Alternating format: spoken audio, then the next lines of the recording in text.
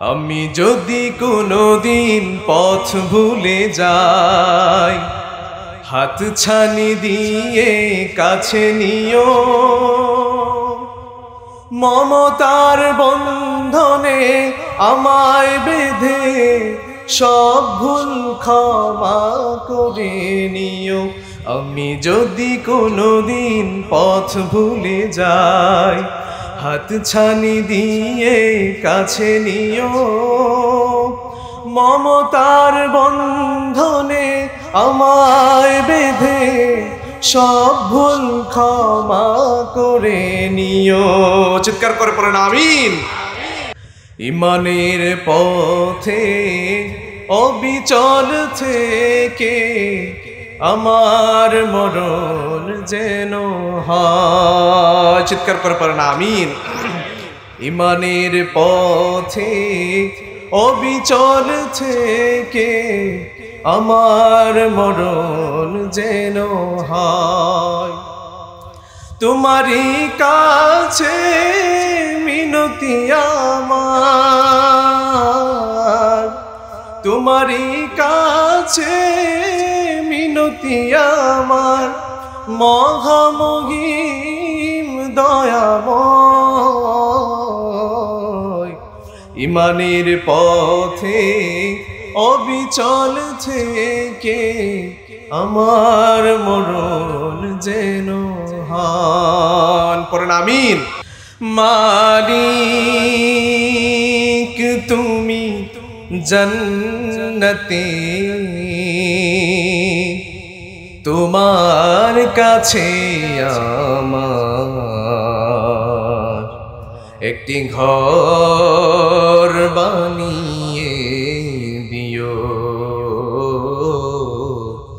একটি ঘর বানিয়ে দিও। সে বিভীষিকাময় মহাদিনে তোমার প্রতিবেশী করে নিও। মালিক তুমি জান্নাতে, তোমার কাছে আমার একটি ঘর বানিয়ে দিও,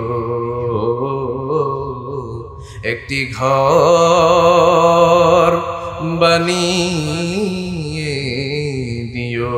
চিৎকার করে পড়েন আমিন। আমার নবী মুমিনের জন্য রহমত, আবার কাফেরের জন্য রহমত। কাফেরের জন্য কেমন রহমত? আমার নবীর পূর্বে যত নবী রাসূলগণ এই পৃথিবীতে এসেছেন, সেই নবী রাসূলগণের উম্মতরা যদি কোনো খারাপ কাজ করত, নবীজিকে যদি না মানত, আমার আল্লাহ তাদেরকে এমন আযাব দিতেন, আযাব দিয়ে তাদেরকে ধ্বংস করে দিতেন।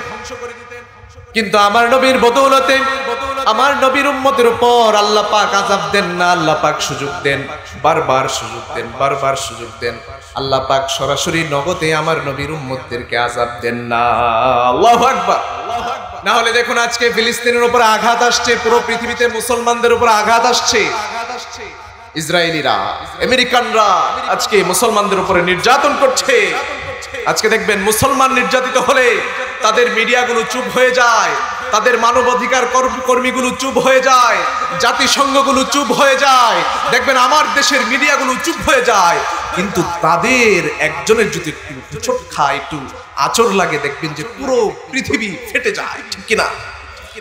আজকে আমার দেশে কোনো নায়ক পড়ে গিয়েছে, খুব নিউজ হচ্ছে। আজকে আমার দেশে কোনো খেলোয়াড় কিছু করেছে, খুব নিউজ করে। কিন্তু গাজীপুরের কালিয়াকৈরে যে আমার বোন ধর্ষিত হলো, সেটা নিয়ে কেউ নিউজ করে নাই। ঠিক কিনা? এই জন্য আমরা স্পষ্ট ভাষায় বলে দিতে চাই, আমার মা বোনদের ইজ্জত নিয়ে খেলা করবা।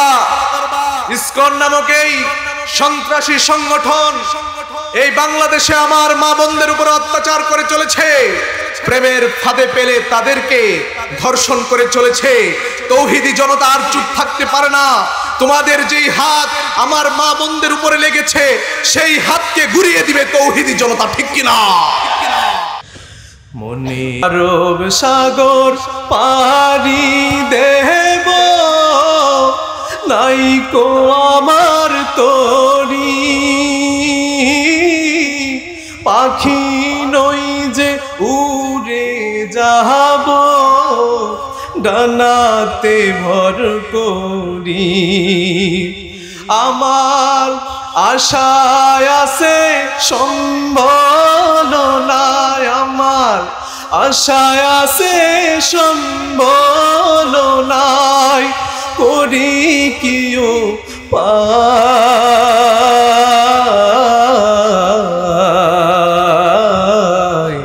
মনে বড় আশা ছিল যাব মদিনায় মনে বড় আশা ছিল যাব মদিনায়। আল্লাহ পাক আমাদের আশাগুলোকে পূরণ করেন, চিৎকার করে পড়েন আমিন। একদিন তোমারি নাম মসজিদে হবে এলান একদিন তোমারি নাম মসজিদে হবে এলান তৈরি থেকো তৈরি রেখো কবরের মাল সামান একদিন তোমারি নাম মসজিদে হবে এলান একদিন তোমাকে পরিয়ে কাফন সঙ্গী সজবেলান ঠিক কিনা? আমরা দেখলাম এই ঢাকায় নর্থ সাউথ ইউনিভার্সিটি থেকে একটি ছেলে অপূর্ব পাল সে আমার কোরআনকে অবমাননা করেছে। আবার সেম ইউনিভার্সিটি থেকে একজন শিক্ষক তিনি কোরআনের রেফারেন্স দিয়েছিলেন বিধায় তাকে ইউনিভার্সিটি থেকে বের করে দেওয়া হলো, কিন্তু অপূর্ব পালকে পাগল বলে তাকে বাসায় পাঠিয়ে দেওয়া হলো ঠিক কিনা? ও আমার নবীকে গালি দিলে আমার কোরআনকে গালি দিলেই বোধহয় শুধু পাগল হয়ে যায় মানুষ। স্পষ্ট ভাষায় বলে দিতে চাই এই বাংলার জমিনে যদি এরপরে কোনো মানুষ কোনো ব্যক্তি আমার আল্লাহকে গালি দেয় আমার নবীকে গালি দেয় আমার কোরআনকে অবমাননা করে তৌহিদি জনতা তাদেরকে ছেড়ে কথা বলতে পারে না ঠিক কিনা? আমরা দাবি জানা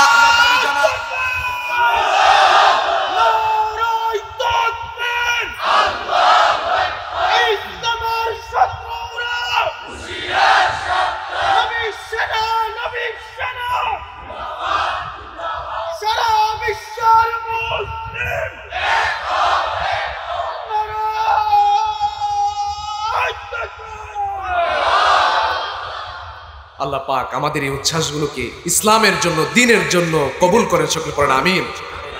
আমরা আরো স্পষ্ট ভাষায় বলে দিতে চাই যে আমার নবীকে গালি দেয় কোরআনকে অবমাননা করে সে হত্যা হবে, তাকে ফাঁসিতে ঝুলাতে হবে, এছাড়া তার আর কোনো বিচার হতে পারে না ঠিক কিনা? এই ডেমরার চৌরাস্তার মোড়ে সবার সামনে তাকে ফাঁসির কাস্টে ঝুলিয়ে হত্যা করতে হবে ঠিক কিনা? এই জন্য অনেক নিয়ম আপনারা চালু করছেন, অনেক সংবিধান আপনারা পরিবর্তন করছেন, কিন্তু আমার কোরআনকে অবমাননা করে যে আমার নবীকে যে অবমাননা করে তার বিরুদ্ধে আপনাদের কোনো কিছু নেই। আবেদন জানিয়ে যাই আপনারা আইন পাশ করেন আদালতের মধ্যে, যে ব্যক্তি নবীকে গালি দিল আল্লাহকে গালি দেয়, যে ব্যক্তি কোরআনকে অবমাননা করে তাকে অবশ্যই ফাঁসির কাস্টে ঝোলাতে হবে ঠিক কিনা? বর্তমান সরকারকে আমরা ধন্যবাদ জানাতে চাই। স্কুল কলেজগুলোতে গানের শিক্ষকের প্রজ্ঞাপন বাতিল করা হয়েছে। আবার আমরা আবেদন জানাতে চাই স্কুল কলেজগুলোতে ইসলামী শিক্ষক দ্বীনী শিক্ষক খুব দ্রুততার সঙ্গে আপনারা নিয়োগ করবেন, সেই কামনা আমরা করে যাই। কারণ দেখুন আজকে ইউনিভার্সিটিগুলোতে মাদক বেড়ে গিয়েছে ঠিক কিনা? আমরা দেখলাম কালের কণ্ঠে নিউজ করেছে ইউনিভার্সিটি থেকে মাদকের হার সবচেয়ে বেশি বেড়ে গিয়েছে।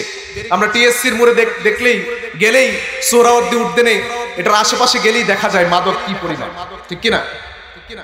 এরপরে আমরা দেখলাম দৈনিক ইত্তেফাকে নিউজ করেছে ইউনিভার্সিটির তরুণ তরুণীগুলোর মধ্যে মাদক আসক্ততা বেশি বেড়ে গিয়েছে। গত 15ই সেপ্টেম্বর বিডি নিউজ 24 একটি নিউজ চ্যানেল রয়েছে, সেখানে নিউজ করেছে 5 জন মানুষকে মাদক নিয়ে গ্রেফতার করা হয়েছে, 2 জন ইউনিভার্সিটি। এখন যদি আপনি সেখানে ওই যে ডিজে গানের এলেমেই দেন, জ্ঞানী দেন, তাহলে এই হবে না তো কি হবে বলেন? আলেম ওলামারা যেখানে নাই সেখানে তো সেটাই হবে। যেখানে আলেম ওলামারা আছে সেখানটাকে আল্লাহ পাক জান্নাতের বাগান বানিয়ে দিবেন, ঠিক কিনা? এই জন্য ভাইরা আমার, আপনারা আমাকে বলুন, এই ডেমরাতে অনেকগুলো মাদ্রাসা রয়েছে, কোন মাদ্রাসায় মাদক নিয়ে ধরা পড়েছে বলেন না? আছে কেউ? বলেন না। এখানে ওলামায়ে কেরাম আছেন, তাদের সামনেই বলেন, আছে কেউ? কোন মাদ্রাসায় পাওয়া গেছে? এই জন্য ভাইরা আমার, আমাদের সন্তানগুলোকে আমরা যেন মানুষের মতো মানুষ বানাই। আমাদের সন্তান যেন এমন না হয়, ওই করোনার সময় আমরা দেখলাম ছেলেগুলো মেয়েগুলো তার পিতাকে ধরেও দেখছে না, ছুঁয়েও দেখছে না, বলে আমার করোনা হয়ে যাবে। আমেরিকা থেকে, লন্ডন থেকে লাইভে বসে বসে পিতার মৃত্যু দেখে বলে আমার সময় নাই, ফ্লাইটের সময় হয়ে যাচ্ছে, তাড়াতাড়ি জানাজাটা করেন। আবার আমরা দেখলাম কিছু সন্তান পিতার জানাজাটাই পড়তে পারছে না, অনলাইনে ভাইরাল, জানাজাই পড়তে পারছে না, সালাম ফিরাতে হবে সেটাই সে জানে না। তাহলে যে সন্তানকে এত কষ্ট করে মাথার ঘাম পায়ে ফেলে আপনি তাকে বড় করলেন, আজকে সেই সন্তান দুনিয়াতেও আপনার কাজে লাগলো না, কবর দেশেও আপনার কোনো কাজে লাগবে না, ঠিক কিনা বলেন? এই জন্য ভাইরা আমার, আমাদের সন্তানগুলোকে আমরা প্রকৃত মুমিন বানানোর চেষ্টা করবো তো ইনশাআল্লাহ।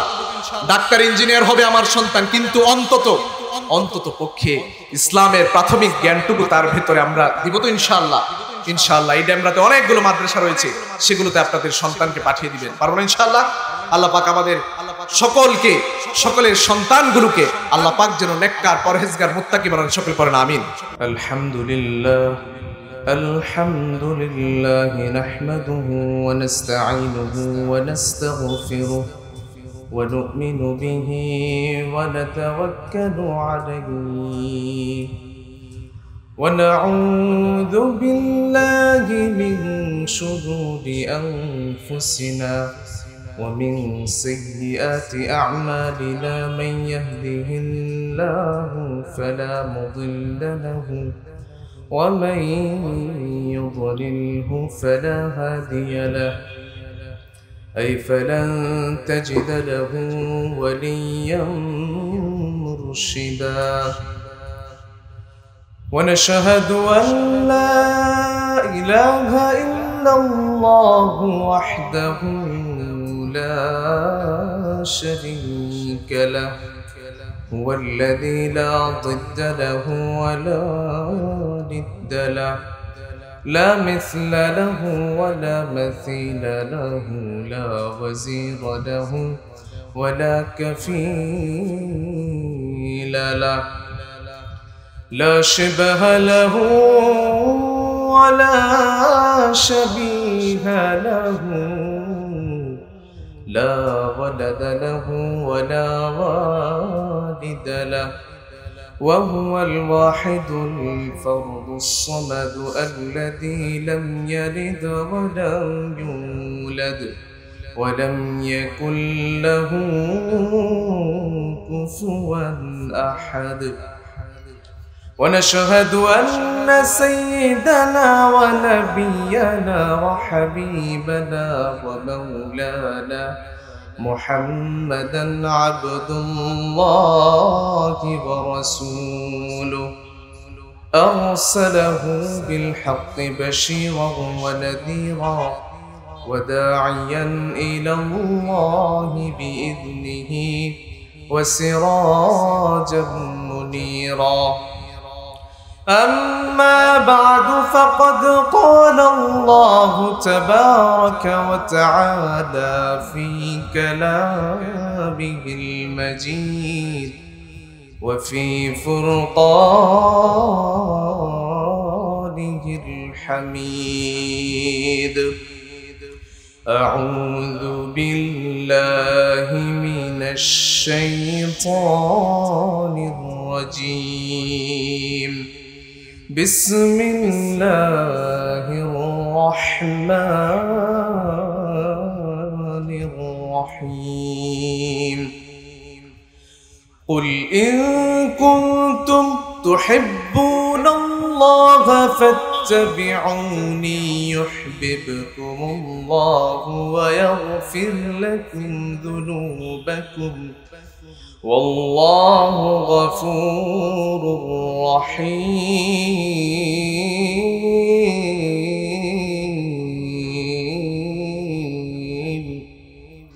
وقال تعالى إن الله وملائكته يصلون على النبي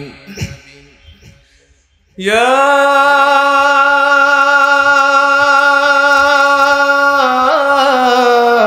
أيها الذين آمنوا صلوا عليه وسلموا تسليما. اللهم صل على محمد وعلى آل محمد كما صليت على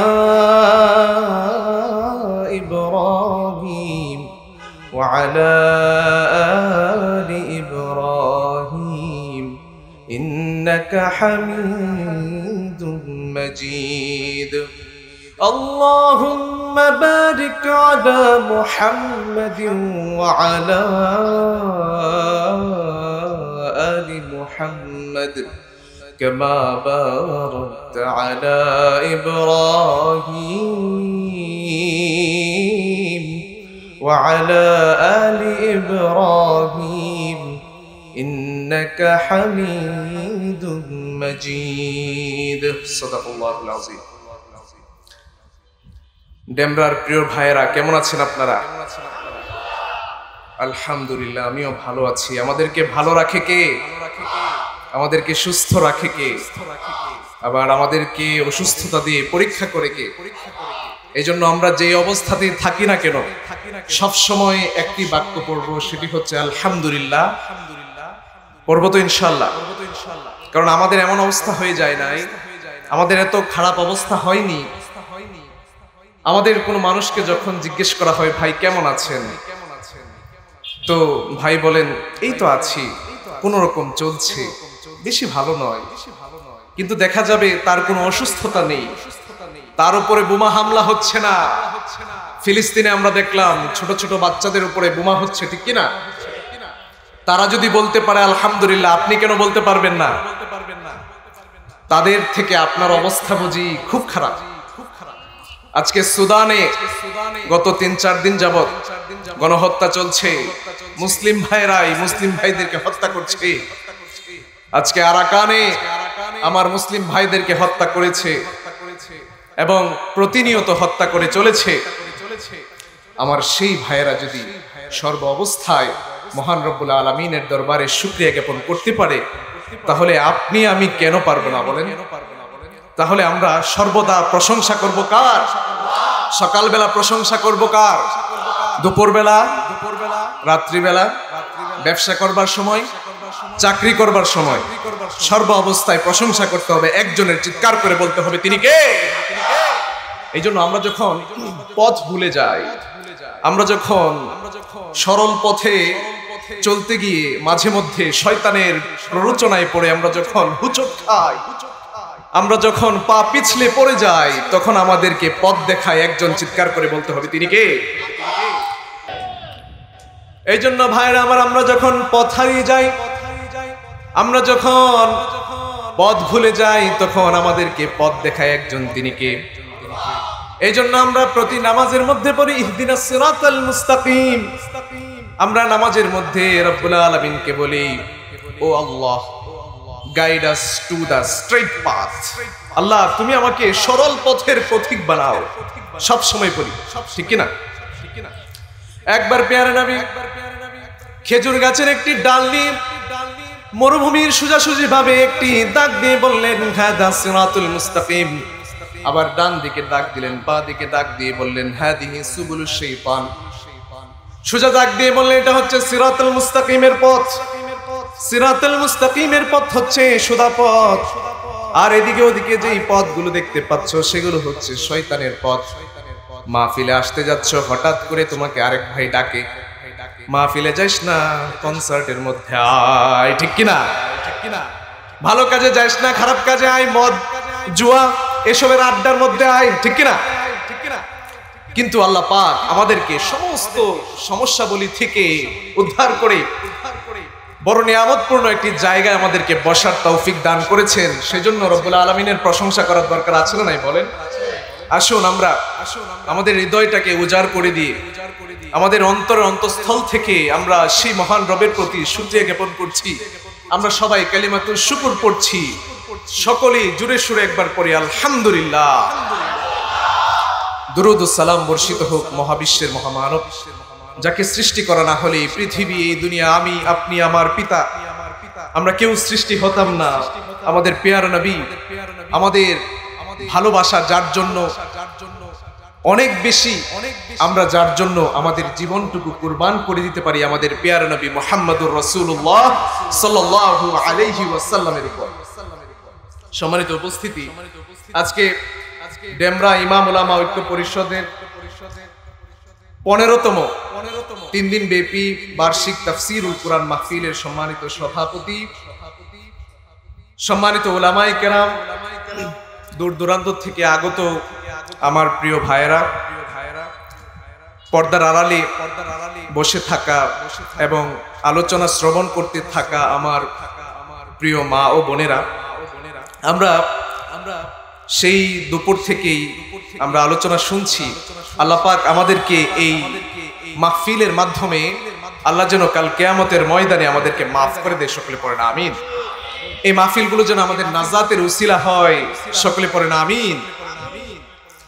আমি আপনাদের সামনে কুরআনুল কারীম থেকে যে আয়াতটুকু তিলাওয়াত করেছি, আল্লাহ পাক বলেন, কুল ইন কুনতুম তুহিব্বুনাল্লাহ ফাত্তাবিউনি ইউহিব্বুকুমুল্লাহ ওয়া ইয়াগফির লাকুম যুনুবাকুম ওয়াল্লাহু গফুরুর রহিম। আল্লাহ পাক বলছেন, ও নবী আপনি বলে দিন, তোমরা যদি আমাকে ভালোবাসতে চাও, তোমরা যদি আল্লাহকে ভালোবাসো এবং তোমরা যদি মনে করো যে আমাকেও ভালোবাসো, তাহলে তোমরা আমার অনুসরণ করো। যদি আমার অনুসরণ করতে পারো তাহলে আল্লাহ পাক তোমাদেরকে ভালোবাসবেন এবং তোমাদেরকে ক্ষমা করে দিবেন। সুবহানাল্লাহ। আবার আরেক হাদিসের মধ্যে আমরা দেখতে পাই আল্লাহ রাসূল বলেন, লা ইউমিনু আহাদুকুম হাত্তা কুনা আহাব্বা ইলাইহি মিন ওয়ালিদিহি ওয়া ওয়ালাদিহি ওয়ান নাসি আজমাইন।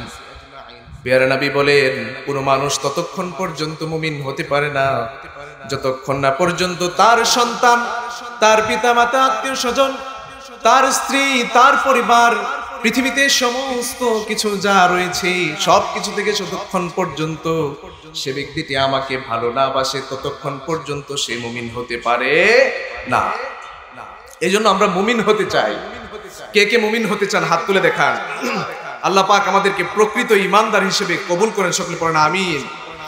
কারণ মুমিনরা কখনো পথ হারায় না। মুমিনরা যদি পথ হারায় তাদেরকে পথ দেখায় একজন, তিনি কে? এই জন্য আমরা ঈমানের পথে অবিচল থাকতে চাই, ঠিক কিনা? এই জন্য আমরা মুমিন হতে চাই, চাই কি চাই না? আমরা যদি মুমিন হতে চাই তাহলে আমাদেরকে প্যারা নবী মুহাম্মদুর রাসূলুল্লাহ সাল্লাল্লাহু আলাইহি ওয়াসাল্লামকে ভালোবাসতে হবে। প্যারা নবীকে যদি আমরা ভালোবাসতে না পারি, আমাদের হৃদয় থেকে, পুরো পৃথিবীর সমস্ত লোভ লালসা থেকে, আমার আত্মীয় স্বজন, পরিবার পরিজন থেকে যদি আমি তাকে ভালোবাসতে না পারি, তাহলে আমি কখনোই মুমিন হতে পারি না। কারণ মুমিনের জীবনের লক্ষ্য হচ্ছে একটি, সেটি হচ্ছে কি? জান্নাত।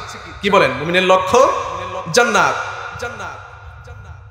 আমাদের এইম ইন লাইফ, আমাদের only goal of our life, জীবনের একমাত্র লক্ষ্য হচ্ছে গো টু দ্য জান্নাহ। কিভাবে আমরা জান্নাতে যেতে পারি সেই পন্থা খুঁজে বের করা। এই জন্য যদি আমরা মুমিন হতে না পারি তাহলে জান্নাতে যেতে পারবো না। প্যারে নবীকে ভালো না বাসলে জান্নাতে যাওয়া যাবে না, মুমিন হওয়া যাবে না। সুতরাং প্যারে নবীকে জানার দরকার আছে, প্যারে নবীকে বোঝার দরকার আছে। কোন মানুষ ততক্ষণ পর্যন্ত ভালোবাসতে পারে না যতক্ষণ না পর্যন্ত সে জানতে পারে সেই মানুষটা তাকে কতটুকু ভালোবাসে। আপনি যদি একটি মানুষকে আজকে 100 টাকা দেন, কালকে কিংবা পরবর্তী দিনে সে আপনাকে 150 টাকা দিতে দ্বিধাবোধ করবে না। আপনি যদি একটি মানুষকে আজকে সাহায্য করেন, কালকে সে আপনাকে সাহায্য করবে। আর যদি আপনি কোনো মানুষকে সাহায্য না করেন, তার কাজে না লাগেন, সে পরবর্তী দিনে আপনাকে ভুলে যাবে, ঠিক কিনা? মানুষ বড় স্বার্থপর হয়ে গিয়েছে এখন, স্বার্থ ছাড়া মানুষ কাজ করেই না, ঠিক কিনা বলেন? বড় স্বার্থপর হয়ে গিয়েছে। এখন আমাদেরকে দেখতে হবে যে আমাদের প্যারা নবী, যে ওনাকে যে আমরা ভালোবাসবো, তিনি আমাদেরকে কতটা ভালোবাসতেন।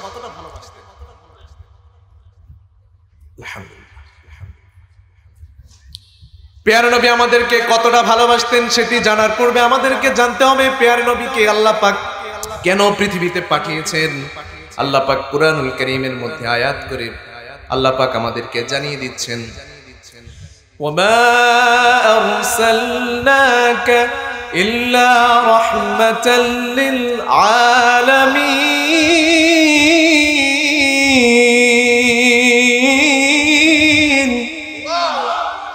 আল্লাহ বলছেন, ওয়ামা আরসালনাকা ইল্লা রাহমাতাল লিল আলামিন।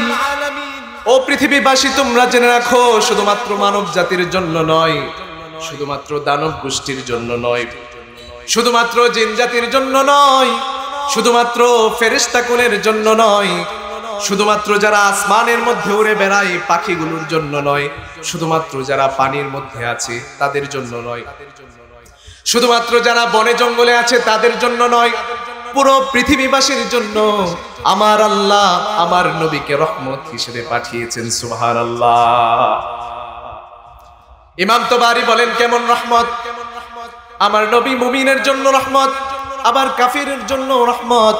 মুমিনের জন্য কেমন রহমত? মুমিন যদি প্যারা নবীর পদাঙ্ক অনুসরণ করে চলতে পারে, মুমিন যদি নবীজির কথা মতো চলতে পারে, নবীজি যেদিকে বলেছেন সেদিকে চলে, যেদিকে নিষেধ করেছেন সেদিকে চলে না, যেটি করতে আদেশ করেছেন সেটি করে, যেটি করতে নিষেধ করেছেন সেটি করে না, তাহলে মুমিন ব্যক্তি কাল কিয়ামতের ময়দানে জান্নাতুল ফিরদৌসের ওয়ারিশ হয়ে যাবে। আল্লাহু আকবার।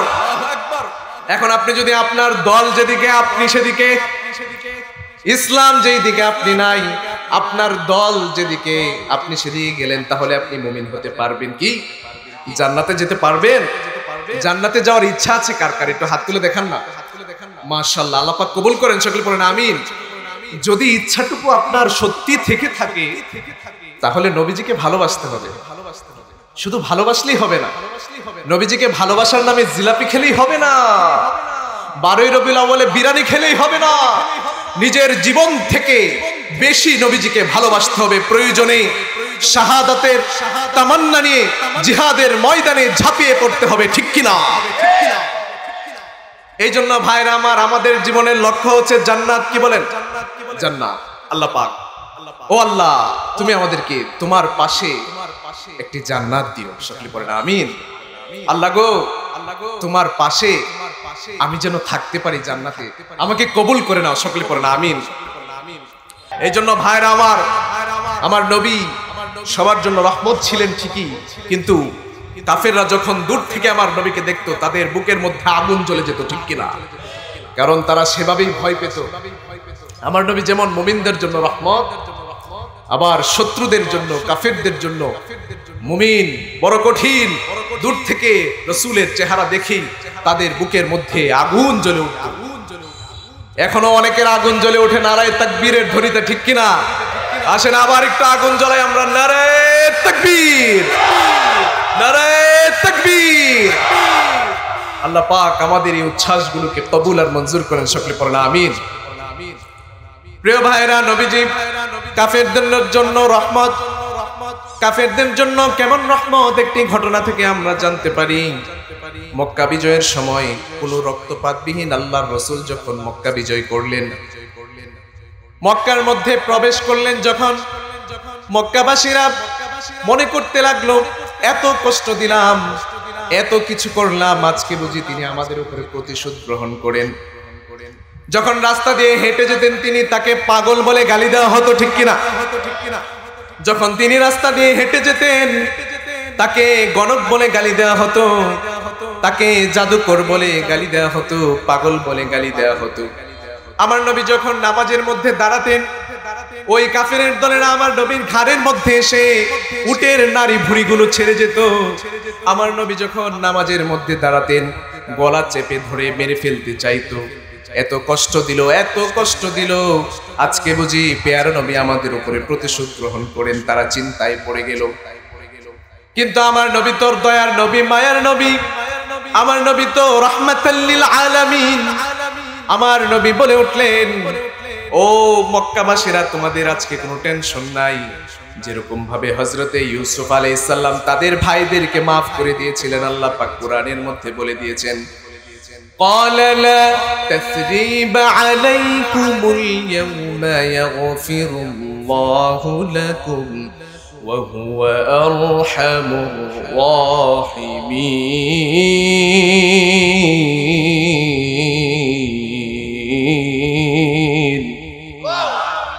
হযরত ইউসুফ আলাইহিস সালামকে কূপের মধ্যে ফেলে দেওয়া হলো। হযরত ইউসুফ আলাইহিস সালাম বড় কষ্ট করে, অনেক কষ্টের ভেতর দিয়ে তিনি যখন বড় হলেন, তার ভাইদের সঙ্গে যখন সাক্ষাৎ হলো, ইউসুফ আলাইহিস সালাম বললেন, আজকে তোমাদের উপরে আমি কোনো অভিযোগ নেই, আমার কোনো অভিযোগ নেই, আমি তোমাদেরকে maaf করে দিলাম। হযরত ইউসুফ আলাইহিস সালাম তো একজন নবী ছিলেন, আমার নবী, যাকে সৃষ্টি করা না হলে পৃথিবী সৃষ্টি হতো না, যাকে মায়ার সাগর করে বানালেন আল্লাহ, যাকে দয়ার সাগর করে বানালেন আল্লাহ, রাহমাতুল লিল আলামিন করে বানালেন আল্লাহ, সেই নবী কেমন করে প্রতিশোধ নিতে পারে? সেই দিন নবীজি বলেন, আমি তোমাদের সবাইকে আজকে maaf করে দিলাম। আল্লাহু আকবার। আমরা যদি এইরকম সিচুয়েশনে পড়তাম কি হতো বলেন? বলেন না, কি হতো? ছেড়ে দিতাম? ছেড়ে কথা বলতাম? ছেড়ে কথা বলতাম না। এই জন্য ভাইরা আমার, মাঝে মধ্যে আপনার ভাই, আপনার প্রতিবেশী আপনার দুহাত জায়গা নিয়ে নিচ্ছে, দিয়ে দেন না, নিয়ে যাও, নো প্রবলেম, নিয়ে যাও, ইটস ইয়োর্স, এটা তোমার, এটা আমার নয়, ঠিক আছে নিয়ে যাও। ইনশাআল্লাহ আপনাকে আল্লাহ পাক এই দুহাত জায়গার বিনিময়ে হয়তো আপনাকে এই দুনিয়া পরিমাণ আরো 10টা দুনিয়ার সমান হয়তো আপনাকে জান্নাত আরো 2-3টা দিয়ে দিবেন ইনশাআল্লাহ, দিয়ে দেন, কোনো সমস্যা নেই। এই জন্য আমার নবীর মতো কোমল হৃদয়ের অধিকারী হতে হবে, পারবেন না ইনশাআল্লাহ? নবীজির হৃদয়টা ছিল বড় সফট হার্টেড ছিলেন, তিনি কোমল হৃদয়ের অধিকারী ছিলেন। কাফেররা যখন নবীজির কাছে আসতেন, তার তেলাওয়াত শুনে, চমৎকার তেলাওয়াত, মনোমুগ্ধকর তেলাওয়াত শুনে কাফেররা মুসলমান হয়ে যেত। সুবহানাল্লাহ পড়ে। ভাইরা আমার, যেটি বলছিলাম, আমার নবীকে আমরা কেন ভালোবাসবো, নবীজি আমাদেরকে কতটুকু ভালোবাসতেন। আমরা দেখি আল্লাহ পাক কোরআনুল কারীমের মধ্যে একটি আয়াত নাযিল করেছেন। এই আয়াতের পূর্বের একটি ঘটনা রয়েছে, আমরা সেটি জেনে নিই। প্যার নবী বারবার রাত্রি হলেই সিজদার মতে পড়ে পড়ে আল্লাহর কাছে তিনি ডাকতে থাকেন, আল্লাহ, আমার উম্মত কেন ভালো হচ্ছে না, কেন মুমিন হচ্ছে না? আমার উম্মত গুলো কি জাহান্নামে চলে যাবে? আমার উম্মত গুলো কি মুমিন হবে না?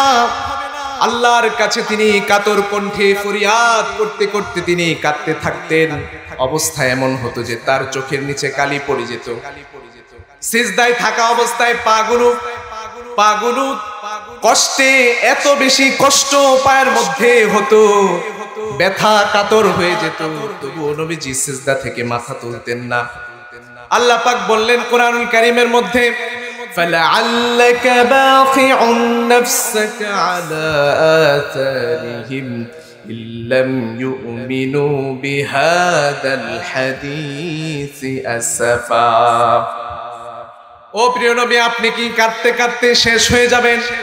আপনার উম্মত ঈমান আনছে না, আপনার উম্মত জাহান্নাম থেকে মুক্তি পাবে না, এই চিন্তায় কি আপনি আপনার জীবনটাকে শেষ করে দিবেন, আপনার প্রাণটাকে আপনি নিঃশেষ করে দিবেন? আপনি কি মরেই যাবেন? আর কত কাঁদবেন? আল্লাহু আকবার।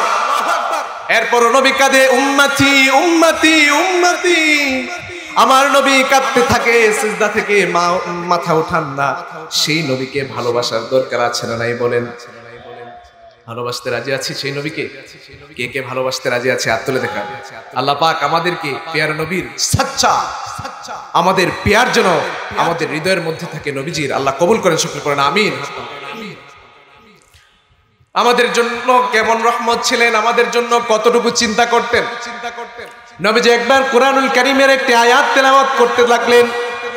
সেই আয়াতের মধ্যে হযরতে ইব্রাহিম আলাইহিস সালাম তার উম্মতের জন্য বড় কাতর কণ্ঠে আল্লাহ পাকের কাছে ফরিয়াদ করছেন, আল্লাহ তুমি আমার উম্মতকে maaf করে দাও।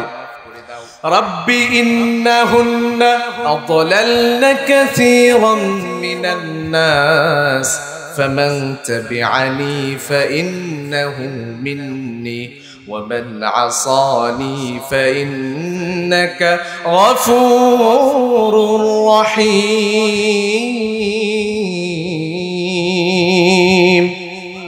হযরত ইব্রাহিম আলাইহিস সালাম বললেন আল্লাহ গো এই মূর্তিগুলো আমার মানুষদের উপরে আমার উম্মতের উপরে এত বেশি প্রভাব ফেলছে যে তাদেরকে ধ্বংস করে দিচ্ছে। আল্লাহ গো ফামান তাবি'আনি ফাইন্নাহু মিন্নি, যারা আমাকে অনুসরণ করলো তারা তো আমার সঙ্গেই থাকলো। ওয়ামান আসানি ফাইন্নাকা গফুরুর রহিম, আর যারা আমার অবাধ্যতা করলো, আমার কথা মানলো না, তাদের ব্যাপারে আল্লাহ তোমার কাছে আমি চাচ্ছি তুমি তাদেরকে মাফ করে দাও, তুমি তো ক্ষমাকারী। হযরত ইব্রাহিম আলাইহিস সালাম উম্মতের জন্য এইভাবে কাঁদেন। আবার হযরত ঈসা আলাইহিস সালাম কুরআনুল কারীমের আরেকটি আয়াতের মধ্যে নজর পড়লে আমরা দেখতে পাই হযরত ঈসা আলাইহিস সালাম উম্মতের জন্য আল্লাহর কাছে ক্ষমা প্রার্থনা করেন। ইন তুআযিবহুম ফাইন্নাহুম ইবাদুক ওয়া ইন তাগফির লাহুম ফাইন্নাকা আনতাল আজিজুল হাকীম। হযরত ঈসা আলাইহিস সালাম বলতে থাকলেন আল্লাহ গো এই যে উম্মতগুলো এরা তো তোমার এই বান্দা, তুমি যদি চাও তাদেরকে তুমি আযাব দিয়ে ধ্বংস করে ফেলতে পারো, তারা তো তোমার এই প্রিয় বান্দা, তুমি যদি চাও তাদেরকে ক্ষমা করে জান্নাতে দিয়ে দিতে পারো। তাহলে হযরত ইব্রাহিম আলাইহিস সালাম হযরত ঈসা আলাইহিস সালাম উম্মতের জন্য কত চিন্তা করছেন।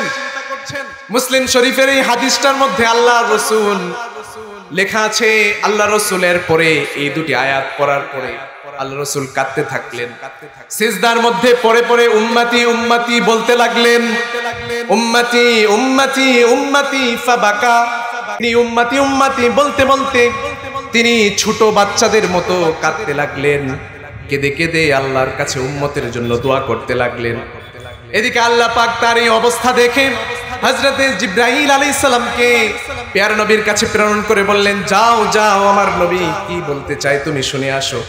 কিন্তু আল্লাহ পাক তো সব জানেন, আল্লাহ সব জানা সত্ত্বেও আবার জিবরাইল আলাইহিস সালামকে আল্লাহর রাসূলের কাছে পাঠিয়ে দিলেন। জিবরাইল আলাইহিস সালাম আল্লাহর রাসূলের কাছে আসার পরে বললেন, কি চান আপনি, বলেন কি হয়েছে। আল্লাহর রাসূল বললেন, ওই দুই নবী যদি তাদের উম্মতের জন্য এত দরদ দেখাতে পারে, তাদের জন্য যদি দোয়া করতে পারে, আমি তো আমার উম্মতকে সবচাইতে বেশি ভালোবাসি, আমিও আল্লাহর কাছে আমার উম্মতের ব্যাপারে আমি নাজাত কামনা করছি। জিবরাইল আলাইহিস সালাম আল্লাহর কাছে গিয়ে যখন বললেন, আল্লাহ বললেন, যাও যাও আমার রাসূলকে গিয়ে জানিয়ে দাও, ও রাসূল আপনাকে আপনার উম্মতের ব্যাপারে আমি অসন্তুষ্ট করব না। আল্লাহু আকবার, অসন্তুষ্ট করব না, আপনাকে আমি সন্তুষ্ট করেই ছাড়বো ইনশাআল্লাহ, কোনো সমস্যা নেই।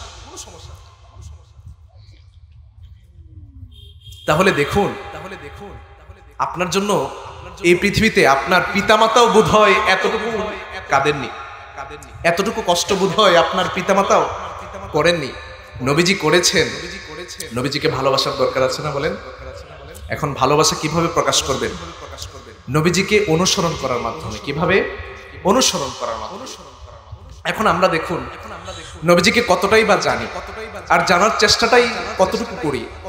আমাদের বর্তমানে স্বর্ণের দাম বেড়ে গিয়ে 2 লক্ষ টাকার উপরে গিয়েছে, ঠিক কিনা? এরপরও মানুষের লাইন স্বর্ণ কেনার পেছনে। আমরা দেখতে পাচ্ছি আপনার কিছুদিন পূর্বে একটি ফোন লঞ্চ হলো, আইফোন 17 প্রো ম্যাক্স। যেদিন লঞ্চ হবে সেদিন ফজরের পূর্ব থেকে বিভিন্ন দেশে, আমাদের দেশেও মানুষের লাইন, কে সবার প্রথম কিনতে পারবে, কিনে বলতে পারবে হ্যাঁ আমি আইফোন 17 প্রো ম্যাক্স এর বাংলাদেশের সর্বপ্রথম গ্রাহক। 2 লক্ষ টাকার উপরে। কিন্তু আমরা কত নিচে পড়ে গেলাম, আমাদের কতটা অধপতন হলো যে আমরা এখন 1.5 লক্ষ টাকা কিংবা তার চাইতে আরো কম 1 লক্ষ 10, 20, 30 এর মধ্যে পেয়ারা নবীর দেশে আমরা যেতে পারি, কিন্তু যাচ্ছি না, ঠিক কিনা বলেন? এই জন্য অনেক ভাইয়েরা বলে এই তো কিছুদিন পরে ছেলেটাকে বিয়ে দিয়ে মেয়েটাকে বিয়ে দিয়ে এই তো ব্যবসাটা আরেকটু দাঁড় করে এরপরে ইনশাল্লাহ হুজুর আপনার কথা মানলাম, এরপরে আমি যাব, এর আগে যাব, এই তো আর কিছুদিন। এটা করা যাবে না। দেখা গেল সেই ব্যক্তিটি কিছুদিন পরে এই দুনিয়া থেকেই চলে গেল। আছে না এরকম? আছে না বলেন? অনেক ভাই আছে না আপনাদের এলাকায়, এখানে ডেমরায় আছে না, অনেক টাকার মালিক, কিন্তু কখনো আল্লাহর ঘরটা জিয়ারত করার সৌভাগ্য তার হয় নাই।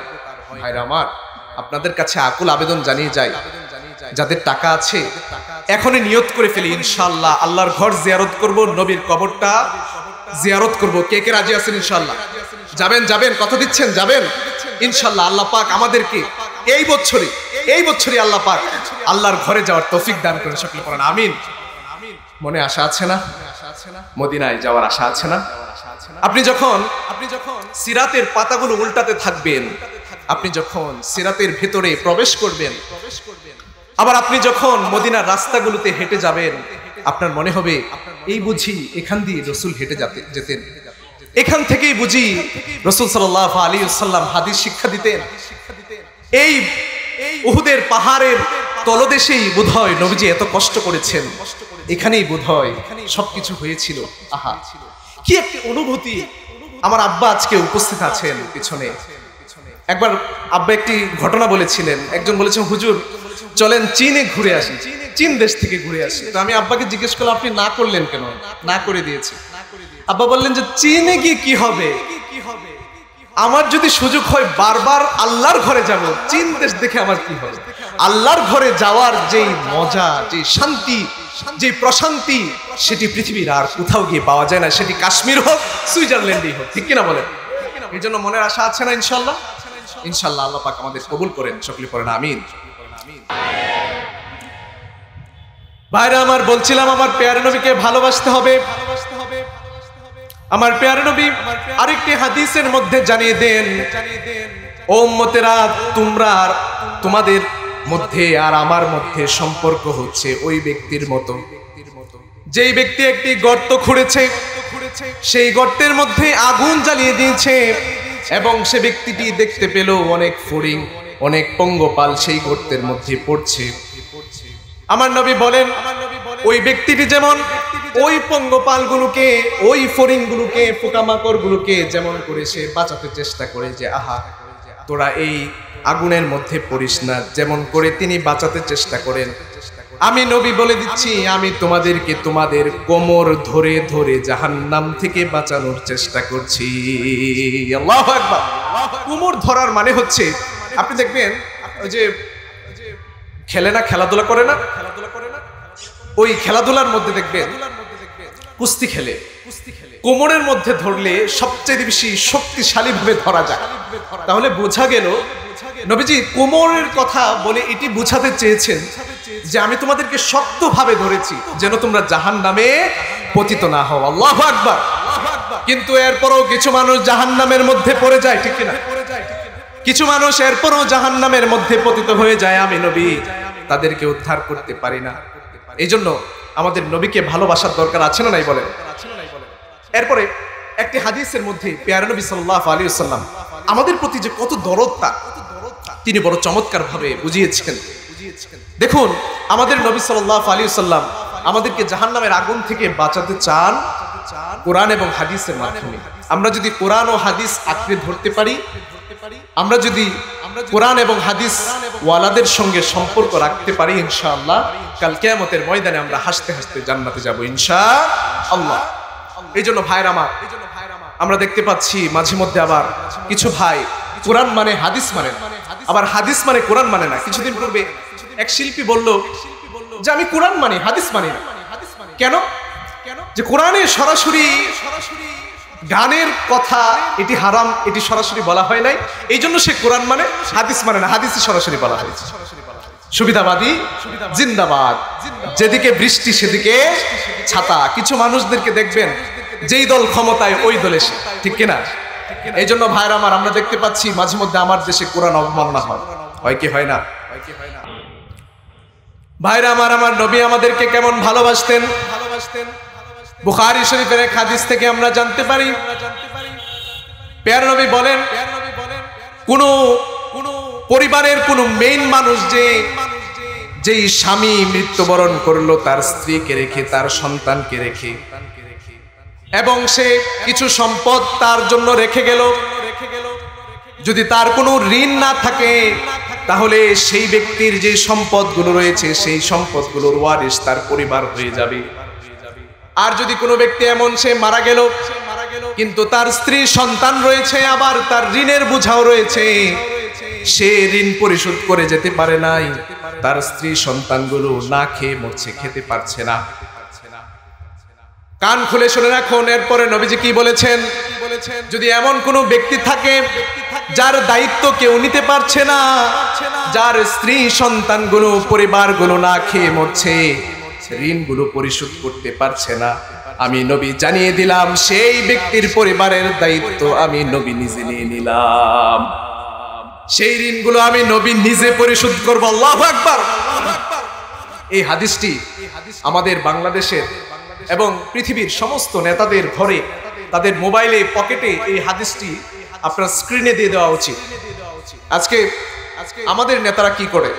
খুব বেশি বলে এই করব সেই করব, কিন্তু এমপি হলো লন্ডন গিয়ে বসে থাকে, ঠিক কিনা বলে? এরকম নেতাকে আমরা সিলেক্ট করব না। নেতা তো হবে আমার নবীর মতো, নেতার চরিত্র তো হবে আমার নবীর মতো, ঠিক কিনা? এখন মিছিলে বলা হচ্ছে অমুক ভাইয়ের চরিত্র ফুলের মতো পবিত্র, খুঁজে দেখা গেল তার নামে নারী নির্যাতনের 3-4টি মামলা, ঠিক কিনা? দেখা গেল তার খাটের তলায় তেলও পাওয়া যায়, চালও পাওয়া যায়, গমও পাওয়া যায়, ঠিক কিনা? আমরা দেখিনি, আমরা দেখেছি তো এর পূর্বে। এই জন্য ভাইরা আমার, you have to select the right person. আপনাকে আপনার এলাকার জন্য একদম সুযোগ্য যে প্রার্থী তাকে আপনাকে সিলেক্ট করতে হবে, যিনি কখনোই চুরি করেননি, ডাকাতি করেননি, বাটপারি করেননি, ধান্দাবাজি করেননি, অত্যাচার করেননি, তাকে আপনাকে সিলেক্ট করতে হবে। কারণ কি দেখুন, আপনি বলবেন আমার কি লাভ লস, আমাকে 500 টাকা দিচ্ছে নির্বাচনের আগের দিন, 500 টাকা দিয়ে আমি বিরিয়ানি খেয়ে ফেলছি, এটাই তো আমার লাভ হয়েছে না ভাই। আপনি যদি মুমিন হয়ে থাকেন, আপনি যদি মুসলমানের বাচ্চা হয়ে থাকেন, এই যে আপনার একটি ভোটে তিনি যে পাশ করে এরপরে যে খারাপ কাজ করছেন সেটার একটা সওয়াব কিন্তু আপনিও পাবেন। তেল চুরি করলে তেলের সওয়াব আপনিও পাবেন, গম চুরি করলে সেই সওয়াব আপনিও পাবেন। বেটার বাসায় কম্বলের অভাব নাই, সৌদি আরব থেকে নিয়ে আসছে, এরপরও কম্বল চুরি করে, ঠিক কিনা? এই জন্য ভাইরা আমার, যা চলে গিয়েছে তো চলে গিয়েছে। এখন আমাদের যারা রয়েছেন তাদের কাছে আমাদের আকুল আবেদন, আপনারা নবীজির জীবনীটা একটু পড়েন। নবীজি কি নেতা ছিলেন না? নবীজি কি মদিনা রাষ্ট্র পরিচালনা করেন নাই? নবীজির ইতিহাসটুকু একটু পড়েন, ইনশাআল্লাহ আপনারাও সর্বোত্তম নেতা হিসেবে আপনারা কবুল ও মঞ্জুর হতে পারবেন ইনশাআল্লাহ। আমরা দেখি নবীজি সাল্লাল্লাহু আলাইহি ওয়াসাল্লামকে আমরা কতটা জানি? আমরা তো জানি না। আমরা নবীজি সাল্লাল্লাহু আলাইহি ওয়াসাল্লামের পুরো সিরাত গ্রন্থ একটিও বোধহয় পুরোটি পড়তে পারি না। অনেক ভাইকে জিজ্ঞেস করলে, এখন জিজ্ঞেস করব না, অনেককে জিজ্ঞেস করে পাওয়া যাবে সিরাত গ্রন্থ তিনি শেষ করেননি। অথচ দেখুন, একটি তথ্য দিচ্ছি আমি, গুরুদত্ত সিং নামক একজন লেখক হিন্দু, সে একটি বই লিখেছে, তোমাকে ভালোবাসি হে নবী। আল্লাহু আকবার বলেন না? আপনি লিখেছেন, মুসলমান ছিল? মুসলমান নয়, হিন্দু। আবার আরেকটি গ্রন্থের দিকে আমরা তাকালে 1992-তে 1992 সালে একটি গ্রন্থ লেখা হলো আমেরিকার একজন রাইটার, খ্রিস্টান রাইটার, তার নাম হচ্ছে মাইকেল এইচ হার্ট। সেই ব্যক্তি একটি বই লিখলেন, 100 জন এমন মানুষ যারা এই পৃথিবীতে সবচাইতে বেশি প্রভাব ফেলেছে। বইটির নাম দিয়েছেন the 100 ranking of the most influential person in history. 100 জন এমন মানুষ যারা এই পৃথিবীতে সবচাইতে বেশি প্রভাব ফেলেছে। মানুষের ভিড় লেগে গেল বইটির ভেতরে কে সর্বপ্রথম আছে। বইটি যখন রিলিজ হলো, মানুষের নজর সেই বইয়ের দিকে। পৃথিবীতে কত বিজ্ঞানী রয়েছে, কত জ্ঞানী গুণী মানুষ রয়েছে, মাইকেল এইচ হার্ট কার নামটা সর্বপ্রথম দিল একটু দেখে আসি। মানুষ যখন সেই বইটি খুললো, মানুষ অবাক চোখে তাকিয়ে থাকলো। সর্বপ্রথম যেই নামটি জ্বলজ্বল করছে সেটি আর কেউ নন, আমার নবী, আপনার নবী, মায়ার নবী, দয়ার নবী, প্যার নবী মুহাম্মদুর রাসূলুল্লাহ সাল্লাল্লাহু আলাইহি ওয়াসাল্লামের নাম। আল্লাহু আকবার। মানুষ সমালোচনা শুরু করে দিল, এত বড় বড় জ্ঞানী থাকতে আপনারা কেন তার নাম আগে দিলেন? মানুষ বলতে লাগলো, এত বড় বড় বিজ্ঞানী থাকতে, পদার্থ বিজ্ঞানী, এই বিজ্ঞানী সেই বিজ্ঞানী থাকতে আপনি কেন তার নামটি সর্বপ্রথম আনলেন?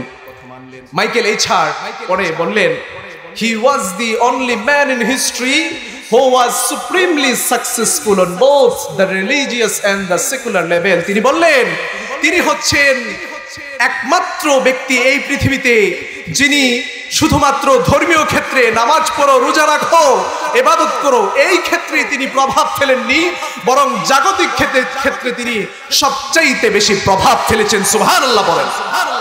তিনি আরো বলেন, he was an undisputed leader of this world. তিনি হচ্ছেন এই পৃথিবীর একজন অবিসংবাদিত নেতা। আল্লাহু আকবার। তাহলে বোঝা গেল তিনি নেতা ছিলেন কি ছিলেন না? বলেন। খ্রিস্টান ব্যক্তি মেনে নিল, আমার ভাই, আমার বন্ধু, তিনি মেনে নিতে পারছেন না, ঠিক কিনা? এই জন্য ভাইরা আমার, আমাদের সামনের যারা আমাদের বাংলাদেশের কান্ডারি হবে, তাদের কাছে আমার আকুল আবেদন, আপনারা কোরআন হাদিসের বিরুদ্ধে কোনো আইন পাশ করবেন না।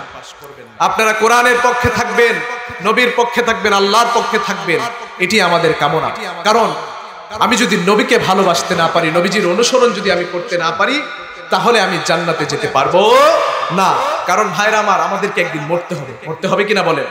আমি ওই দিন সার্চ করে দেখলাম, পৃথিবীতে অনেক মেডিসিন তৈরি হলো, অনেক কিছুর ঔষধ তৈরি হলো, এখন আবার কিছু ঔষধ বেরিয়েছে, কিছু ক্রিম বেরিয়েছে, যে সেটি শরীরের মধ্যে মাখলে পরে শরীরের মধ্যে বার্ধক্যের ছাপ চলে যায়। আমাদের পাশের রাষ্ট্রে মুকেশ আম্বানি নাম শুনেছেন?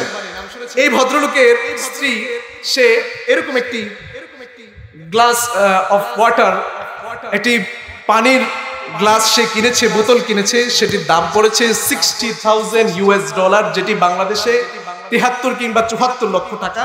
এই এক গ্লাস পানি সে পান করেছে, আপনারা নিউজে দেখলে পাবেন, শুধুমাত্র তার শরীরের মধ্যে যেন কোনো ধরনের বার্ধক্যের ছাপ না পাওয়া যায়। আবার অনেকে অ্যান্টি এইজিং ক্রিম, যেই ক্রিম মাখলে চেহারার মধ্যে বার্ধক্যের ছাপ পাওয়া যায় না। এখন আমাকে বলেন, যতই অ্যান্টি এজিং ক্রিম ব্যবহার করেন, যতই মেডিসিন ব্যবহার করেন, মৃত্যুকে আটকাতে পারবেন? মৃত্যুকে আটকাতে পারবে এইরকম কোন মেডিসিন আজ পর্যন্ত তৈরি হয়েছে? এই জন্য ভাইরা আমার, ঈমানগুলোকে শক্ত করতে হবে। রাজি আছেন ইনশাআল্লাহ? আমরা মৃত্যুর জন্য প্রস্তুতি গ্রহণ করব, কারণ কখন কার ডাক চলে আসে আমরা জানি না। হঠাৎ করে একদিন চলে আসবে, অমুকের ছেলে অমুক মরে গিয়েছে, দেখবেন সন্তান সে মারা গিয়েছে, পিতা রাস্তা দিয়ে হেঁটে যাচ্ছে, নাতি মারা গিয়েছে, দাদা নানা সে এখনো জীবিত আছে, আছে না এরকম? এই জন্য আমাদেরকে প্রস্তুত থাকতে হবে, কারণ একদিন আমাদেরকে মৃত্যু ডাক দিবে।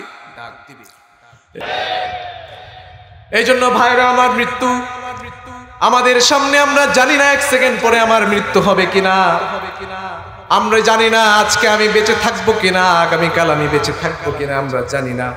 এই জন্য মৃত্যুর সামানা তৈরি করার দরকার আছে না নাই?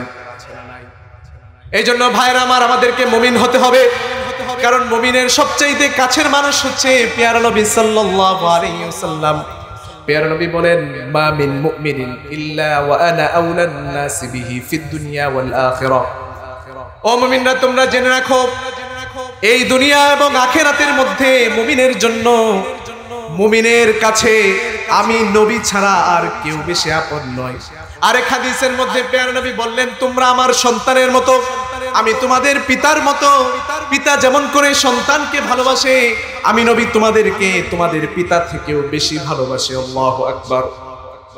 পেয়ারা নবী সাল্লাল্লাহু আলাইহি ওয়াসাল্লাম কেমন ভালোবাসেন, কোরআনুল কারীমের সূরাতুত তাওবার একটি আয়াত থেকে আমরা জেনে নিই।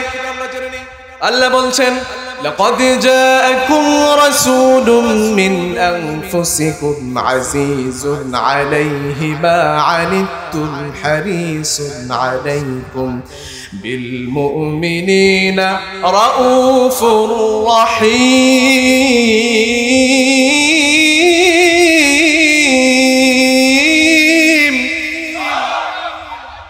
আল্লাহ বলছেন, তোমাদের কাছে, তোমাদের মধ্য থেকে আমি নবীকে প্রেরণ করেছি।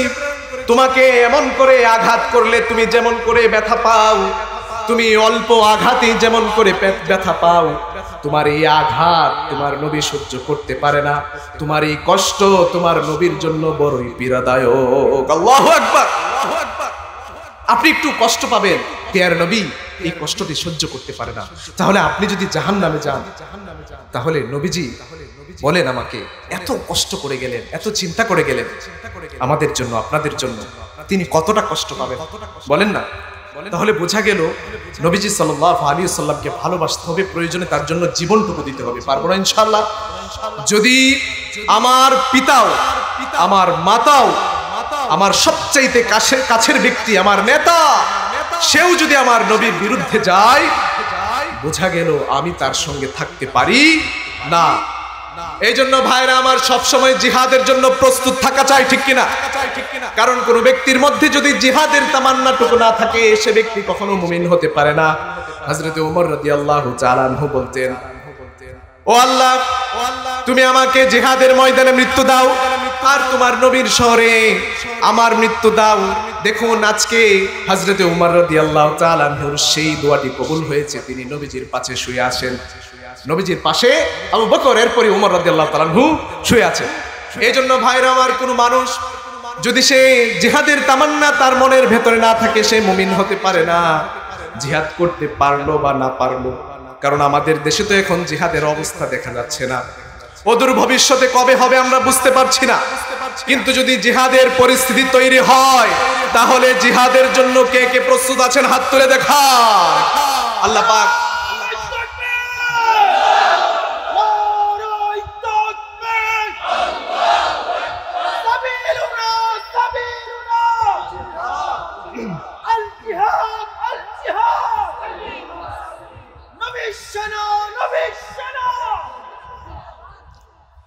এই জন্য ভাইরা আমার, ইমানদার আমি ততক্ষণ পর্যন্ত হতে পারবো না যতক্ষণ পর্যন্ত আমার হৃদয়ের ভিতরে জিহাদের তামান্না না থাকবে। কোন ব্যক্তির যদি সে জিহাদ করতে পারলো না, সে বিছানায় শুয়ে শুয়ে সে মৃত্যুবরণ করলো, কিন্তু তার হৃদয়ের মধ্যে জিহাদের তামান্না ছিল, আল্লাহ পাক হয়তো কাল কিয়ামতের ময়দানে তাকে জিহাদের যারা শহীদ হয়েছেন সেই শহীদদের কাতারে তার নাম লিখে দিবেন। আল্লাহু আকবার। এই জন্য আমরা দোয়া করব, আল্লাহ আমার মৃত্যুটা যেন অনর্থক না হয়, অযথা যেন না হয়, আমার মৃত্যুটা যেন ইসলামের কাজে লাগে, এইরকম কোন কারণে হয়, ইসলামের জন্য হয়। সকলে পড়েন আমিন। আল্লাহ তুমি আমাদেরকে শহীদের কাতারে আমাদের নামটা শামিল করে দিও। আমাকে শহীদ করে সেই মিছিলে শামিল করে নিও, আমিন। আমাকে শহীদ করে সেই মিছিলে শামিল করে নিও, যে মিছিলের নেতা আমির হামজা, খুবাইব, খাব্বাব, আল্লাহর কাছে যারা অতি প্রিয়, শামিল করে নিও। আমাকে শহীদ করে সেই মিছিলে শামিল করে নিও। চিৎকার করে পড়েন আমিন। ভাইরা আমার, আমরা দেখি আমাদের প্যারা নবী আমাদেরকে কতটা ভালোবাসেন। আমরা দেখলাম প্যারা নবী সাল্লাল্লাহু আলাইহি ওয়াসাল্লাম মক্কার মধ্যে তিনি ইসলামের দাওয়াত দিতে দিতে যখন মানুষেরা তার কথা শুনল না, প্যারা নবী চলে গেলেন তার দুধ মাতার শহরে তায়েফের মধ্যে চলে গেলেন। তায়েফের মধ্যে একটি মাস অতিক্রম করলেন। তায়েফের মানুষদেরকে তিনি ইসলামের পথে দাওয়াত দিতে থাকলেন, কিন্তু তায়েফের মানুষেরা তার কথায় কর্ণপাত করলো না, তার কথা শুনলো না। শুধুমাত্র তার কথা শুনে নাই, ব্যাপারটা এমন নয়। শুধুমাত্র তাকে বলে দেয় নাই যে আপনি বের হয়ে যান এই এলাকা থেকে। আমার নবী যখন তায়েফের রাস্তা দিয়ে হেঁটে হেঁটে যখন যাচ্ছিলেন, তায়েফের বাজারের মধ্যে যখন ছিলেন, ওই তায়েফের দুষ্ট লোকেরা তাকে পাথর মারতে মারতে তাকে রক্তাক্ত করে দিয়েছিল। কেমন রক্তাক্ত হয়েছিল? আমরা যখন গোসল করি, গোসল করবার পরে আমাদের চুল থেকে যেমন করে টপ টপ করে পানি পড়তে থাকে, গামছা দিয়ে মুছবার পূর্ব পর্যন্ত যেমন করে পানি টপ টপ করে পড়তে থাকে, আমার নবীর শরীর থেকে এমন করে রক্ত ঝরে পড়ছিল। খেয়ে না খেয়ে দিন প্রচারের কাজে নিজেকে দিয়ে ছবি নিয়ে তায়েফের কাফিরেরা চিনল না সে আলো, দুষ্ট ছেলেদের পিছু দিল লেলিয়ে। পাথরের আঘাতে ক্ষত বিক্ষত হয়ে সারা শরীর থেকে রক্ত ঝরে। হে রাসূল তোমাকে ভুলি আমি কেমন করে, হে রাসূল তোমাকে ভুলি আমি কেমন করে। ভোলা যায়? রাসূলকে ভোলা যায়? ভুলতে পারবো কখনো? ভুলতে পারবো না। প্যারে নবী সাল্লাল্লাহু আলাইহি ওয়াসাল্লাম সেদিন যখন তাকে এত বেশি আঘাত করলো, ফেরেশতারা চলে আসলেন। ও নবী, আপনি শুধু একবার বলেন, দুটো পাহাড়কে একসঙ্গে চাপ দিয়ে তাদেরকে মেরে ফেলবো। আল্লাহ পাক আদেশ দিয়েছেন, আপনি শুধু একবার রাজি হয়ে যান। যারা তায়েফে গিয়েছেন তারা দেখবেন অনেক উঁচুতে, কিন্তু মক্কা থেকে অনেক উঁচুতে তায়েফ। যারা গিয়েছেন প্রাইভেট কারে, যারা গিয়েছেন এরকম আঁকা বাঁকা রাস্তা আছে, আমি গিয়েছি, অনেক উঁচু। তো পাহাড়গুলোর দিকে আমি যখন তাকালাম, আমি বুঝলাম, আহা, যদি তখন আল্লাহ রাসূল বলতেন হ্যাঁ মেরে ফেলো, তাহলে এই এলাকার আর কোনো চিহ্ন এখন বাকি থাকতো। কিন্তু পেয়ারা নবী তাদের জন্য বদদুয়া করেন নাই। পেয়ারা নবী বললেন, আল্লাহুম্মা হদি কওমি ফাইন্নাহুম লা ইয়ালামুন। আমার উম্মতরা বুঝে না, আমার উম্মতরা বুঝতে পারছে না। ও আল্লাহ, তুমি তাদেরকে হেদায়েত দান করো, তুমি তাদেরকে ধ্বংস করো না। আমার নবী বললেন, আমি আশা করি আমার আল্লাহ তাদের ঔরস থেকে এমন সন্তান তৈরি করবেন যারা পরবর্তীতে আমার উপরে, আল্লাহর উপরে এরা ঈমান আনবে এবং মুসলমান হয়ে যাবে। আজকে দেখেন তায়েফের রাস্তায় রাস্তায় মসজিদ আর মসজিদ আর মুসলমান আর মুসলমান। আল্লাহু আকবার। আমার নবী চাইলে সেদিন দোয়া করতে পারতেন। আমার নবীকে সেই সার্টিফিকেট দেওয়া হয়েছিল, সেই সুযোগ করে দেওয়া হয়েছিল, কিন্তু তিনি সেই দোয়াটি করেন নাই।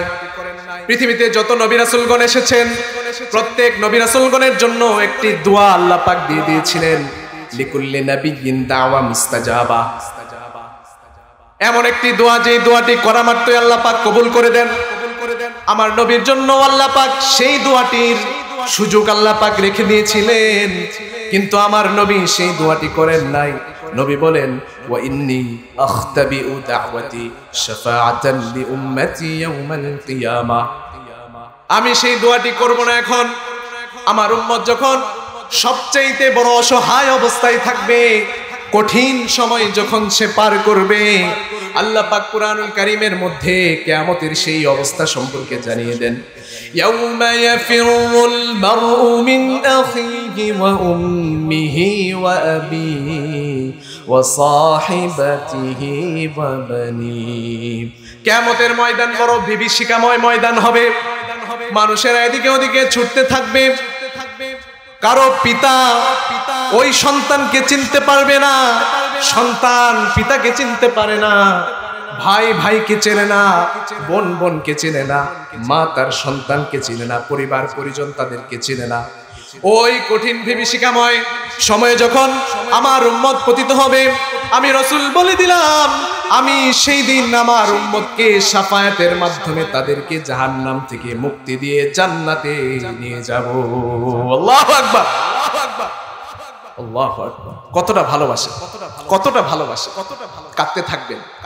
উম্মত যতক্ষণ না পর্যন্ত জান্নাতে না যাবে, ততক্ষণ পর্যন্ত তিনি কাঁদতে থাকবেন। বুখারী শরীফের এক হাদিস থেকে জানা যায়, কিছু লোক হযরত আনাস ইবনে মালিক রাদিয়াল্লাহু তাআলা আনহুর কাছে গেলেন। হযরত আনাস ইবনে মালিক রাদিয়াল্লাহু তাআলা আনহুর কাছে গিয়ে তারা জানতে চাইলেন, আমরা শাফাত সম্পর্কে একটা হাদিস জানতে চাই। প্যার নবী সাল্লাল্লাহু আলাইহি ওয়াসাল্লাম কিয়ামতের ময়দানে কেমন করে শাফাত করবেন, সেই সম্পর্কে যদি কোনো হাদিস থাকে আমাদেরকে জানান। হযরত আনাস ইবনে মালিক রাদিয়াল্লাহু তাআলা আনহু বলেন, কিয়ামতের বিভীষিকাময় সময় যখন চলতে থাকবে, যখন মানুষ এদিক ওদিক ছোটাছুটি করতে থাকবে, একবার মানুষ হযরত আদম আলাইহিস সালামের কাছে গিয়ে বলতে থাকবেন, ও আদম আলাইহিস সালাম, আপনি আমাদেরকে জাহান্নামের আগুন থেকে উদ্ধার করেন। আদম আলাইহিস সালাম বলবেন, আমি এর উপযুক্ত নই। আবার চলে যাবেন হযরত ইব্রাহিম আলাইহিস সালামের কাছে। হযরত ইব্রাহিম আলাইহিস সালাম বলবেন, আমি এর উপযুক্ত নই। যাও মুসার কাছে, যাও মুসার কাছে গিয়ে জিজ্ঞেস করো, মুসা আলাইহিস সালাতু ওয়াস সালামের কাছে জিজ্ঞেস করার পরে বলা হবে আমিও এর উপযুক্ত নই, যাও ঈসা আলাইহিস সালাতু ওয়াস সালামের কাছে যাও।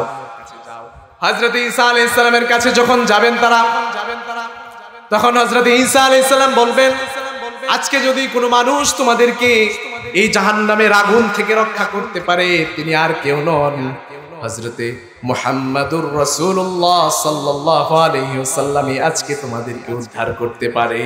আল্লাহু আকবার। প্যারা নবীর কাছে যখন যে বলবেন, ও নবী আপনি আমাদেরকে উদ্ধার করেন, প্যারা নবী বলবেন, হ্যাঁ আমি এটার উপযুক্ত। আলহামদুলিল্লাহ বলেন না, আলহামদুলিল্লাহ, সেই নবীর উম্মত আমরা হতে পেরেছি, আলহামদুলিল্লাহ। প্যারা নবী বলবেন, হ্যাঁ আমি এর উপযুক্ত। প্যারা নবী চলে যাবেন আল্লাহর কাছে, চলে গিয়ে তিনি প্রার্থনা করতে থাকবেন, কান্না করতে থাকবেন। আল্লাহ পাক বলবেন, ও নবী আপনি আজকে আমার কাছে চান, আপনি যা চাইবেন আমি তাই দেব। আল্লাহু আকবার। আপনি আজকে শাফায়াত করেন, আমি গ্রহণ করব। আপনি আজকে মাগফিরাত কামনা করেন, আমি কবুল করব। আপনি যা চান আজকে আমি সব দিয়ে দিব, আপনি শুধু বলেন। প্যারা নবী বলবেন, উম্মতি উম্মতি উম্মতি। আল্লাহু আকবার। আল্লাহ পাক বলবেন, ঠিক আছে যাও। কোন ব্যক্তির হৃদয়ের মধ্যে যদি গম কিংবা যত পরিমাণ ঈমানটুকু থাকে, তাকে তুমি জাহান্নামের আগুন থেকে রক্ষা করে জান্নাতে নিয়ে যাও। আল্লাহু আকবার। প্যারা নবী সাল্লাল্লাহু আলাইহি ওয়াসাল্লাম তাদেরকে জাহান্নামের আগুন থেকে রক্ষা করার পরে থামেন না, তিনি দ্বিতীয়বার আবার গেলেন, গিয়ে বললেন, আবার কান্না করতে থাকলেন, সেই আগের মতো আল্লাহর প্রশংসা করতে থাকলেন। আল্লাহ পাক বললেন, চান চান, যা চাইবেন তাই দিব। আপনি প্রার্থনা করুন, আমি কবুল করব। আপনি শাফায়াত করেন, আমি গ্রহণ করব। এরপরে আল্লাহ পাক নবীজির চাহমতে দ্বিতীয়বার আল্লাহ পাক বলবেন, কারো হৃদয়ের মধ্যে যদি সরিষার দানা পরিমাণ ঈমানটুকু থাকে, তাকেও আপনি জাহান্নামের আগুন থেকে বের করে নিয়ে আসেন। সুবহানাল্লাহ। আরো জোরে বলেন সুবহানাল্লাহ। এইভাবে তৃতীয়বার যখন নবীজি যাবেন, নবীজি যাওয়ার পরে এরপরে আল্লাহ পাক বলবেন, ঠিক আছে কোনো সমস্যা নেই, কারো হৃদয়ের ভেতরে যদি আপনার এর চাইতেও কম যদি কোনো ঈমান থেকে থাকে, সরিষা দানার চাইতে কম পরিমাণ ঈমানও যদি থাকে, চিন্তা করুন সরিষা দানাই কত ছোট, তার চাইতেও কম ঈমান, এইরকম ঈমান যদি কারো হৃদয়ের মধ্যে থেকে থাকে, তাকেও আপনি জাহান্নামের আগুন থেকে রক্ষা করেন। আল্লাহু আকবার। এই হাদিস এতটুকু বলার পরে হযরত আনাস রাদিয়াল্লাহু তাআলা আনহু তিনি আর হাদিস বর্ণনা করেন নাই পরবর্তী। তো এই লোকগুলো হযরত হাসান বসরি রাদিয়াল্লাহু তাআলা আনহু ওনার কাছে গেলেন, অনেক দূরে ওনার কাছে গিয়ে বললেন যে হযরত আনাস ইবনে মালিক রাদিয়াল্লাহু তাআলা আনহুর কাছে আমরা এই হাদিস শুনেছি, আমরা আপনার কাছেও এসেছি, আমরা জেনেছি যে আপনি এই হাদিসটি জানেন, তো আপনি একটু এই হাদিসটি সত্যায়িত করে দেন, আসলেই কি সত্য কিনা, শাফায়াতে এই হাদিসটি সত্য কিনা। হযরত হাসান বসরি বললেন, হ্যাঁ এটাই সত্যি। আজ থেকে 20 বছর পূর্বে হযরতে আনাস ইবনে মালিক রাদিয়াল্লাহু তাআলা আনহু আমাকে এই হাদিসটি বর্ণনা করেছিলেন, আমি এই হাদিসটি শুনেছিলাম। হযরতে হাসান বসরি বললেন, বলো তো তিনি কি বলেছেন। তারপর লোকরা বলল, একবার দুইবার তিনবারের কথা যখন বলল, হাসান বসরি রাদিয়াল্লাহু তাআলা আনহু বললেন, এরপরে আরো একবার আল্লাহর রাসূল জাহান্নামের আগুন থেকে লোকদেরকে উদ্ধার করবেন, সেটা তোমাদেরকে বলেন নাই। কি ব্যাপার, তোমাদেরকে সেটা বলেননি? না, বলেন নাই তো। হযরত হাসান বসরি বললেন যে আমার মনে হয় 20 বছর পূর্বে তিনি এই হাদিসটি বর্ণনা করেছেন, হয়তো তিনি ভুলে গিয়েছেন, বার্ধক্যের মধ্যে পড়ে গিয়েছেন, হয়তো ভুলে গিয়েছেন, অথবা এমন হতে পারে যে তোমরা এই হাদিস শোনার পরে তোমাদের আমল কমিয়ে দিবে, তোমাদের ইবাদত কমিয়ে দিবে, যে আচ্ছা ঠিক আছে সরিষা পরিমাণ দানা যেহেতু আছে আমাদের হৃদয়ের ভিতরে, তাহলে তো আমরা জান্নাতে যাব, তোমরা আমল কমিয়ে দিবে, এই চিন্তা করে হয়তোবা তিনি তোমাদেরকে পরবর্তী অংশটুকু বলেন না। তো তারা বললেন যে ঠিক আছে আপনি বলেন। হযরতে হাসান বসরি বললেন, এই এই তিনবারের পরে আবার প্যার নবী আল্লাহর কাছে চাইতে থাকবেন, আল্লাহ তুমি তাদেরকে জাহান্নামের আগুন থেকে রক্ষা করো। এরপরে আল্লাহ পাক কি বলেন শুনলেন, আল্লাহ পাক বলেন, আপনাকে আর চাইতে হবে না, এর চাইতেও কম ঈমান যদি কোনো মানুষ দুনিয়ার জীবনে একবার অন্তত লা ইলাহা ইল্লাল্লাহ বলেছে, সেই মানুষটাকে আজকে আমি আল্লাহ জাহান্নামের আগুন থেকে উদ্ধার করব। আল্লাহু আকবার, আল্লাহু আকবার। চিন্তা করেন, চারবার আল্লাহর কাছে চেয়েছেন উম্মতের জন্য, একবারও নিজের জন্য চান না। সুবহানাল্লাহ বলবেন না? এরকম মানুষ পাওয়া যাবে বলেন? ভালোবাসার দরকার আছে না নাই বলেন? দরকার আছে না নাই বলেন? এই জন্য আমাদেরকে নবীজিকে ভালোবাসতে হবে। শুধুমাত্র তাই নয়, প্যারে নবী সাল্লাল্লাহু আলাইহি ওয়াসাল্লাম উম্মতকে না নিয়ে জান্নাতে যাবেন না। আল্লাহু আকবার। লিওয়াউল হামদ, প্রশংসার পতাকা নিয়ে তিনি জান্নাতের দিকে রওনা করবেন, তার পিছনের উম্মতেরা থাকবে। তিনি জান্নাতের সর্বপ্রথম জান্নাতি হবেন, প্রবেশকারী, সর্বপ্রথম প্রবেশকারী হবেন আমাদের প্যারে নবী সাল্লাল্লাহু আলাইহি ওয়াসাল্লাম। জান্নাতের প্রহরীরা বলবে, কে আসছেন? বলে, মুহাম্মদ। হ্যাঁ, ঠিক আছে, মুহাম্মদ সাল্লাল্লাহু আলাইহি ওয়াসাল্লাম কি যেন সর্বপ্রথম জান্নাতের মধ্যে প্রবেশ করা হয়, এই আদেশ আল্লাহ পাক আমাকে দিয়ে গেছেন, আসেন আসেন। আল্লাহ রাসূল সাল্লাল্লাহু আলাইহি ওয়াসাল্লাম সেদিন ইনশাআল্লাহ আমরা যারা এখানে আছি, আমাদেরকে সবাইকে নিয়ে হাসতে হাসতে খুশিতে আল্লাহ পাকের রাসূল সাল্লাল্লাহু আলাইহি ওয়াসাল্লাম সেদিন আমাদেরকে নিয়ে জান্নাতে যাবেন ইনশাআল্লাহ। কারণ আমরা দেখতে পাই কুরআনুল কারীমের মধ্যে আল্লাহ পাক বলেছেন, জান্নাতে যারা গেল তারা সফল হলো, জাহান্নামে যারা গেল আর জান্নাতে যারা গেল তারা সমান নয়। যারা জান্নাতে গেল, জান্নাতের অধিবাসী যারা হলো, তারাই সফল। আল্লাহ বলছেন, লা ইস্তাবি আসহাবুন নারি ওয়া আসহাবুল জান্নাহ, আসহাবুল জান্নাতি হুমুল Faizun. The people of hellfire and the people of heaven are not equal. The people of heaven gain the ultimate success. যারা জাহান্নামী তারা আর যারা জান্নাতি তারা এক হতে পারে না। জান্নাতীরাই সেদিন সফল কাম হবে। সুবহানাল্লাহ। সুতরাং জান্নাত পাওয়ার জন্য আবার কি করতে হবে? আরেক আয়াতের মধ্যে আল্লাহ পাক বলে দিয়েছেন, قد أفلح المؤمنون।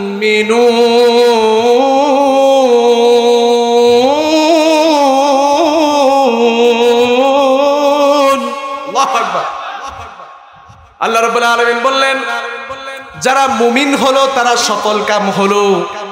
এর পরবর্তীতে আল্লাহ পাক শেষ দিক দিয়ে বললেন, উলাইকা হুমুল ওয়ারিসুন আল্লাযীনা ইয়ারিসুনাল ফিরদাউস হুম ফিহা খালিদুন। যারা মুমিন হলো তারা সেদিন পিতা যেমন মৃত্যুবরণ করলে সন্তান যেমন তার সম্পদের ওয়ারিশ হয়ে যায়, সেদিন আমি আল্লাহ তাদেরকে জান্নাতুল ফিরদাউসের ওয়ারিশ বানিয়ে দেব। আল্লাহু আকবার। তাহলে জান্নাতে যদি যেতে চাই, বোঝা গেল জান্নাত আমাদের গোল কি? জান্নাত। জান্নাতে যাওয়ার আগের অবস্থা হচ্ছে আমাদেরকে মুমিন হতে হবে, আর মুমিনের আগে হচ্ছে আমাদেরকে ভালোবাসতে হবে। মুমিন আমরা হতে পারবো না যতক্ষণ পর্যন্ত রসুলকে ভালোবাসতে না পারবো। তাহলে রসুলকে ভালোবাসতে রাজি আছি তো ইনশাআল্লাহ? আল্লাহ পাক কবুল ও মঞ্জুর করে।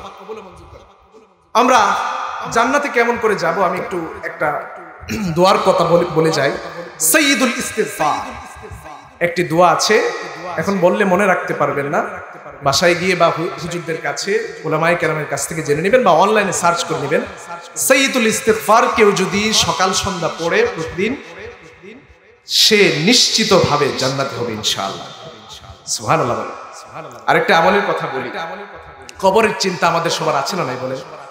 এখন এশার পরে রাত অতিবাহিত হচ্ছে, কোনো ব্যক্তি যদি রাত্রিবেলায় সূরাতুল মুলক তিলাওয়াত করে, তাকে কবরের মধ্যে সেই সূরাতুল মুলকের বদৌলতে সে কবরের আযাব থেকে রক্ষা পেয়ে যাবে।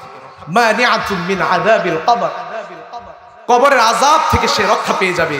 এই সূরাতুল মুলকের ব্যাপারে বলা হয়েছে, সূরাতুল মুলক কাল কিয়ামতের ময়দানে এই ব্যক্তির জন্য শাফাত করবে, আল্লাহর সাথে ঝগড়া পর্যন্ত লেগে যাওয়ার উপক্রম হবে।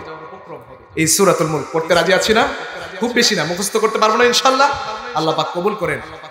আপনাদের সাথে যদি কখনো দেখা হয় আবার জিজ্ঞেস করবো সূরাতুল মুলক শিখছিলেন কিনা। এই জন্য প্রতিদিন যেন আমাদের সূরাতুল মুলকের আমল যেন আমাদের ছুটে না যায় ইনশাআল্লাহ। আল্লাহ পাক কবুল করেন। কারণ আমাদেরকে মরতে হবে, আমাদেরকে একদিন মাটির ভেতরে যেতে হবে। এই দুনিয়ার লোভ লালসা শেষ হয়ে যাবে, এই দুনিয়ার মায়া মমতা সব শেষ হয়ে যাবে। আকসিরু যিকরা হাযিহিল লাজ্জাত ইয়ানি আল মাউত, পৃথিবীর সকল স্বাদকে অসাধন করে দেওয়া, সকল স্বাদকে বিনষ্ট করে দেওয়া, একমাত্র সেটি হচ্ছে মৌত, মৃত্যু। মৃত্যু মানুষের সব স্বাদকে নষ্ট করে দেয়। এত বড় বাড়ি বানালেন, এত বড় গাড়ি করলেন, এত কিছু করলেন, এক সেকেন্ডের ভিতরে সব শেষ। খালি হাতে আপনি রবের দরবারে কবরের মধ্যে গিয়ে গেলেন। এজন্য ভাইয়ের আমার, একদিন মাটির ভেতরে যেতে হবে, একদিন মাটির ভেতরে হবে ঘর রে, মন আমার কেন বান্ধ দালান ঘর। একদিন মাটির ভেতরে হবে ঘর রে, মন আমার কেন বান্ধ দালান ঘর। প্রাণ পাখি উড়ে যাবে পিঞ্জর ছেড়ে,